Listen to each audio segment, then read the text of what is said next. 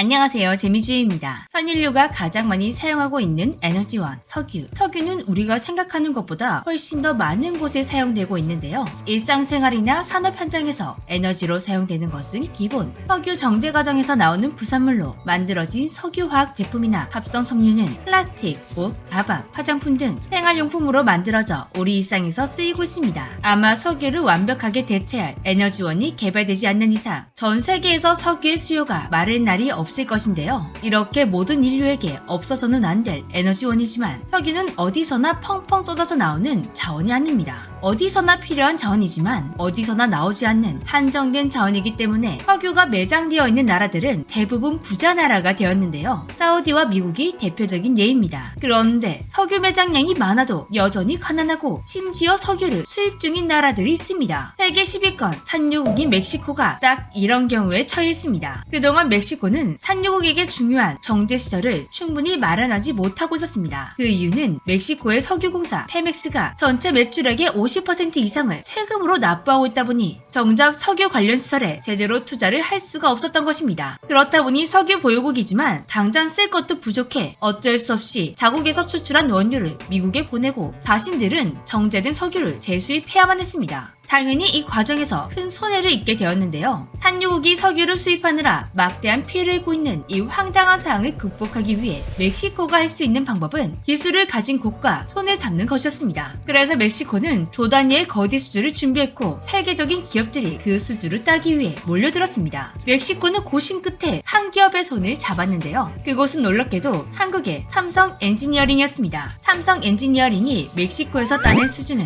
도스보가스 정유 프로젝트입니다. 하루 34만 배럴의 원유 생산 설비를 건설하는 초대형 프로젝트였는데요. 멕시코는 왜 이런 중요한 국가 프로젝트를 세계적인 기업들을 두고 한국 기업에게 맡긴 걸까요? 삼성 엔지니어링이 멕시코에 진출한 것은 1999년, 그리고 진출 1년 만에 정말 좋은 기회가 찾아왔습니다. 멕시코에서 가장 큰 영향력을 가진 멕시코 국영 석유회사 페멕스에게 수주를 따게 된 것이죠. 이것이 페멕스와 삼성 엔지니어링의 첫 인연이었는데요. 첫 수주에서 삼성 엔지니어링이 보여준 성과가 마음에 들어서인지 페멕스와 인연은 계속 이어지며 상당한 신뢰를 쌓게 되었습니다. 덕분에 2010년 10월 쟁쟁한 기업들을 제치고 도스보가스 정유 프로젝트를 수주할 수 있었습니다. 한술 더 떠 2019년 7월 1684억 규모의 도스보가스 정유 프로젝트 2단계 파이 공사까지 따내는데 성공했는데요. 하지만 삼성 엔지니어링의 목표는 따로 있었습니다. 바로 2단계 본수주. 2단계는 기본 설계를 하는 것이라고 보면 되고 2단계에서는 EPC 설계 도달 시공을 진행합니다. 훨씬 더 큰 수주인 것이죠. 그렇게 공사를 진행하는 중에도 추가 계약이 또 진행되면서 누적 계약 금액 3,500억 원을 넘어서게 되었는데요. 그리고 마침내 2020년 10월 28일 드디어 도스보가스 정유 프로젝트 2단계까지 삼성 엔지니어링이 접수하게 되었습니다. 도스보가스 정유 프로젝트 관련 수주를 합치면 그 규모가 무려 4조 5천억 원이 된다고 하는데요. 이건 삼성 엔지니어링 창사 이래 역대 최고 수준의 수주라고 합니다. 그리고 이건 삼성 엔지니어링이 오랫동안 준비해온 전략이 먹힌 순간이기도 했습니다. 삼성 엔지니어링은 그동안 기본 설계 분야를 집중 투자하면서 경쟁력을 키웠다고 합니다. 기본 설계를 따내게 되면 EPC까지 연계해서 가져올 가능성이 크다는 걸 노린 건데요. 이 전략이 이번에 제대로 들어맞았던 것입니다. 2022년 7월 도스보가스 정유 프로젝트에 부분 완공이 선언되었는데요. 그리고 이번 프로젝트에서 삼성 엔지니어링이 보여준 능력 덕분에 삼성 엔지니어링은 멕시코에서 한층 더 두터운 신뢰를 쌓게 되었다고 합니다. 이번 프로젝트는 기간이 굉장히 촉박했다고 합니다. 그런데 멕시코는 1년의 절반이 우기라 피치 못하게 현장 작업을 줄여야만 했는데요. 거기다가 이번 정유 프로젝트는 삼성 엔지니어링을 포함한 4개의 업체가 동시에 진행하는 대규모 현장이다 보니 예측 불가능한 변수들이 너무나 많았다고 합니다. 그래서 삼성 엔지니어링은 새로운 혁신을 도입했습니다. 현장 작업을 최소화하기 위해 가급적 관리가 쉬운 환경에서 미리 제작해서 설치를 했다고 합니다. 한국에서도 제작되었는데요.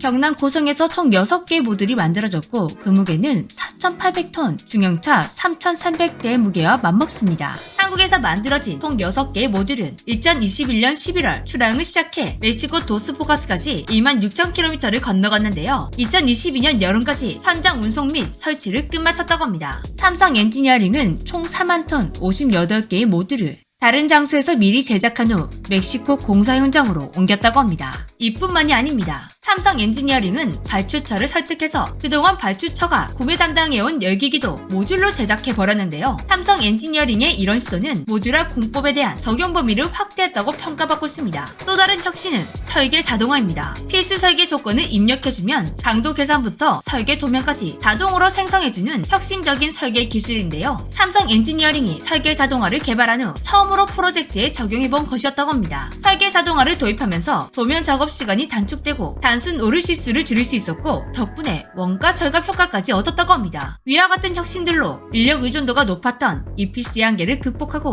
생산성과 효율성을 높일 수 있었다고 하는데요. 또한 삼성 엔지니어링은 프로젝트의 리더 역할도 자처해 전체적인 공정을 통합 관리해 주었다고 합니다. 도스보거스 프로젝트 연장은 놀랍게도 6개의 패키지를 통합 관리하는 조직이 없었다고 합니다. 그렇다 보니 공정 일정이 지연되는 등 많은 문제가 발생하게 되었죠. 그래서 삼성 엔지니어링은 리더 역할을 수행하며 설계부터 물류관리, 대형기기 운송관리 등 업체 간의 간섭 사항을 주도적으로 관리해 현장의 불확실성을 줄였다고 합니다. 덕분에 촉박한 공사기간이었지만 순조롭게 작업이 진행될 수 있었다고 하는데요. 혁신에서 통솔까지 멋지게 해냈으니 멕시코에서 삼성 엔지니어링을 신뢰 안 할 수가 없었겠죠. 그리고 정유 관련해 멋진 활약을 보여준 것은 삼성 엔지니어링뿐만이 아니었습니다. 현대건설도 이라크에서 2조 원 규모의 이라크 바스라 정유 공장 수주를 따냈는데요. 이것은 현대건설 매출의 약 12%를 차지하는 엄청나게 거대한 수주였습니다. 2021년 1월부터 준공을 시작해서 2025년 7월까지 완공될 예정이라고 합니다. 이번 프로젝트는 기존 바스라 공장에서 나오는 잔사유를 이용해 공장을 시설하는 것이라고 합니다. 잔사유란 원료를 정제하고 나면 나오는 잔유물을 통칭하는 것입니다. 잔사유는 고도화 설비를 이용해서 새로운 고부가 가치의 제품을 만들 수 있다고 하는데요. 휘발유나 경유를 더 뽑아낼 수도 있고 프로필렌을 생산할 수도 있다고 합니다. 폴리프로필렌은 가전제품이나 생활용품, 자동차 등의 내외장재로 사용되고 있는 플라스틱 제품의 원료라고 생각하시면 됩니다. 그리고 산화프로필렌은 자동차의 내장재, 냉장고의 단열재 등으로 사용되는 폴리우레탄의 원료입니다. 원료는 사용되지 않는 곳이 없는 알짜배기 중에 알짜배기인데요. 물론 그만큼 원료를 버릴 것 없이 완벽하게 짰으려면 고도화된 시설이 필요합니다. 한국은 산요국들처럼 원유가 펑펑 쏟아지진 않지만 이렇게 원유와 관련된 뛰어난 기술을 가지고 있습니다. 이런 기술이 있다 보니 상대적으로 기술이 부족한 나라들을 대상으로 수주를 계속해서 따내고 있는 것인데요. 반대로 가지고 있는 자원이 많지만 기술이 부족하면 그것을 제대로 활용할 수 없다는 것을 이번 사례를 통해 잘 알게 되었습니다. 정말 기술은 분야를 가리지 않고 우리 한국에게 중요한 자산이 되고 있는 것 같습니다. 오늘의 이야기도 재미있으셨다면 좋아요와 구독하기, 알림 설정 꼭 부탁드릴게요. 저는 또 다른 이야기로 돌아오겠습니다. 지금까지 재미쥐였습니다. 안녕.